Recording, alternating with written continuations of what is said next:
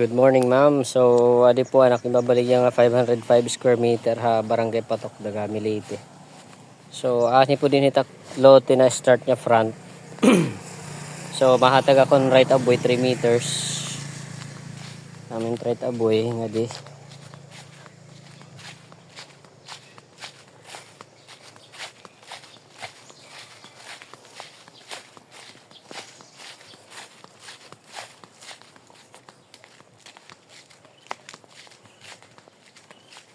Namin right of way din 3 meters simuan. Tapos dito takin babaligya. Mga 500 square meter more or less sa amin din area. So, ani din ma-start an 500 square meter din ngadto. Putos pa ng prutas. So, kutob didi din amin din nga area takin babaligya.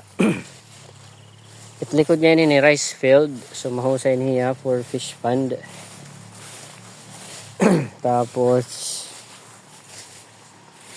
adi may source and tubig. Yan may fish pond ako. Pero di nato pudot baligya. Kutubla din hitakin babaligya. Ngadto 500 square meter more or less. Message nila po ang interested buyers. 1.5 million po inil akon. Deal price. Pwede po inin 2 gives.